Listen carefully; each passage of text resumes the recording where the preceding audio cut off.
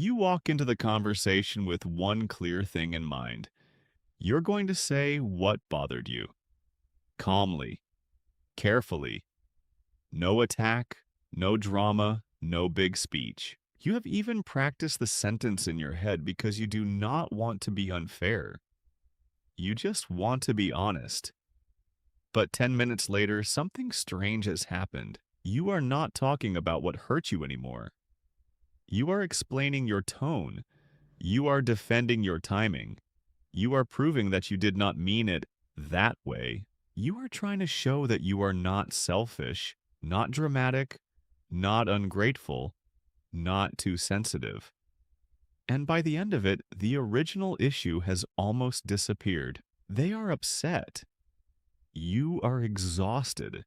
And somehow you are the one apologizing. That is the quiet part people do not always talk about. Some relationships do not drain you because there is one obvious explosion. They drain you because every difficult moment slowly pulls you away from your own clarity. You begin the conversation knowing what you felt. You leave wondering whether you had the right to feel it. From the outside, it can look small, a hard conversation, a misunderstanding, someone being defensive, someone needing reassurance. And because there is no single dramatic moment you can point to, you start doing something many thoughtful people do. You turn the suspicion inward. Maybe I explained it badly. Maybe I chose the wrong time. Maybe I expected too much. Maybe I am just hard to deal with. And sometimes, of course, self-reflection is healthy. It is good to ask whether you were fair. It is good to care about your impact. But there is a difference between reflecting on yourself and being trained to doubt yourself every time someone else is uncomfortable. That difference matters. Because the real problem is not always that you do not know how to communicate. Many people trapped in these patterns are actually very careful communicators. They choose gentle words. They overthink their timing. They soften every sentence before it leaves their mouth. They try to make the truth small enough for someone else to receive. The problem is that some dynamics turn your feelings into a courtroom. Every concern needs evidence. Every boundary needs a defense. Every hurt needs to be presented so perfectly that the other person cannot find a crack in it. And if they do find one, the whole conversation shifts. Suddenly, the issue is not what happened. The issue is whether you are allowed to name what happened. That is why advice like just speak up can feel so empty, because you have spoken up. You have tried the calm version, the kind version, the long version, the version where you take responsibility for every possible misunderstanding before the other person even responds. And still, you end up in the same place. Less clear, more guilty, smaller than when you started. This is where it helps to slow down and separate two things that often get mixed together: feeling and pattern. A feeling is not proof that someone is bad. That tightness in your chest, that hesitation before you reply, that sense that you have to manage their reaction before you tell the truth. Those are signals. They are worth listening to, but they are not the whole story. A pattern is different. A pattern is what happens again and again after the feeling shows up. Do they apologize beautifully, then repeat the same behavior a week later? Do they say they want honesty, but punish you when honesty is inconvenient? Do you enter conversations with a clear concern and leave feeling like your reaction is the real problem? Do you find yourself editing your feelings before they even know what those feelings are? That is when the question changes. It is no longer, am I being too sensitive? It becomes, why do I keep feeling less like myself after being close to this person? That question is uncomfortable because it does not give you an easy villain. It does not let you decide everything based on one conversation, one argument, or one bad day. It asks you to watch what happens over time. Not just what they say, but what their presence repeatedly does to your nervous system, your honesty, and your sense of self. And for many people, the hardest pattern to notice is the pattern of explaining. At first, Explaining feels like love. It feels mature. It feels fair. You tell yourself, if I can just make them understand, then this will stop hurting. So you try again. You send the longer message. You choose softer language. You give context. You make room for their feelings. You apologize for the parts that may have landed wrong. There is nothing wrong with wanting to be understood. In healthy relationships, explanation can bring people closer.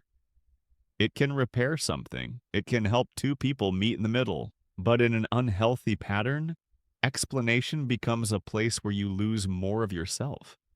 Because the other person is not really listening for understanding. They are listening for leverage. They hear your hurt as an accusation. They hear your boundary as rejection. They hear your need for space as proof that you have changed. And once that happens, you are no longer sharing your experience. You are defending your right to have one. That is the trap. You think the goal is to find the perfect words? But sometimes the problem is not your words. It is the role you have been pulled into, the role of the patient one, the reasonable one, the one who keeps the conversation from falling apart, the one who absorbs the discomfort so the other person does not have to look too closely at themselves. And that role can feel noble for a while, especially if you are the kind of person who sees the good in people. You can understand where their reactions come from. You can see their history, their stress, their fear, their wounds. You know they are not only the worst thing they have done. People are complicated. That part of you is not wrong. But there is a quiet danger in being the person who always understands. Because if understanding someone means you keep abandoning yourself, it is no longer compassion. It is self-erasure with good manners. You can understand why someone struggles with accountability and still decide not to become the place where they avoid it. You can care about someone's pain and still refuse to be the person they unloaded onto every time they feel out of control. You can recognize someone's wound without handing them a permanent key to yours. This is where the conversation needs more honesty than most self-help advice gives it. Not everyone who drains you is evil. Not everyone who hurts you is intentionally manipulative. Some people are defensive because they are scared. Some people learned early that being wrong was dangerous. Some people grew up in homes where every disagreement became a threat. Some people do not know how to stay present when someone else is disappointed in them. That matters. But their reason does not erase the effect. A person can have a story and still have a pattern that harms you. A person can be wounded and still be unsafe for your honesty. A person can love you in the way they know how and still leave you feeling anxious, small, and unable to breathe around the truth. You do not have to turn them into a monster in order to admit that the door should not stay open the same way. That is the shift. The old question was, are they toxic enough for me to leave? But that question keeps you trapped because now you need a trial. You need evidence. You need a verdict. You need to prove they are bad enough before you are allowed to protect yourself. A better question is quieter and much more useful. What version of me keeps showing up in this pattern? Do I become more honest or more careful? Do I become calmer or more anxious? Do I feel seen or do I perform being okay? Do I leave conversations clearer or do I leave rehearsing what I should have said differently? That question does not require you to hate anyone. It does not require a dramatic exit. It simply asks you to stop measuring the relationship only by what the other person intended and start measuring it by what keeps happening to you inside it. Because intention is not the only thing that matters. Impact matters too. And once you can see the impact, the solution becomes less extreme than people think. You do not always have to choose between cutting someone off completely and leaving every part of yourself available.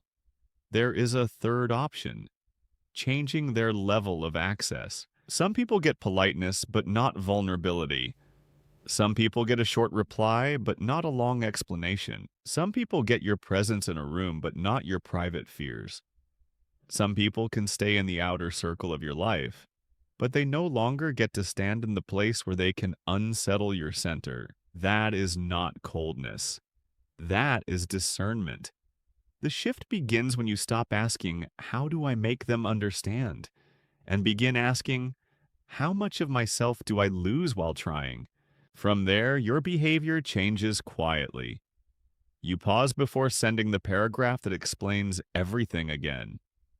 You notice the urge to prove you are not the bad person in the story. You let a misunderstood sentence remain misunderstood if clarifying it would only pull you back into the same loop. You stop offering your most tender feelings to someone who repeatedly turns them into a debate. And when you do speak, your words become simpler. Not because you have nothing to say, but because you no longer believe your peace depends on being perfectly understood by someone who benefits from misunderstanding you. That is what a real boundary often looks like from the inside. It is not a wall built out of anger, it is a door with a handle on your side. It is knowing who gets to come close, how far they get to come in, and which parts of you are no longer available for other people to shake whenever they feel uncomfortable. There will be guilt in that, especially if you are used to being the flexible one, the forgiving one, the person who makes room. When you stop over explaining, someone may call you distant. When you stop reacting, they may say you have changed. When you stop making your emotions available for argument, they may act like you are being unfair. And maybe you have changed, but not every change is betrayal. Sometimes you changed means you no longer open the same door on command. Sometimes it means you stopped confusing access with love. Sometimes it means you finally notice that being kind does not require you to stay emotionally unlocked. There are exits that do not look dramatic from the outside. You answer more slowly. You share less. You stop feeding the conversation with explanations that only leave you emptier. You allow the relationship to reveal what it becomes when you are no longer doing all the emotional labor to keep it alive. And that can be painful, because the hardest part is not always leaving the person. Sometimes the hardest part is grieving the version of the relationship you kept trying to create with them, the version where they finally understood, the version where your patience paid off, the version where your careful words made them gentle.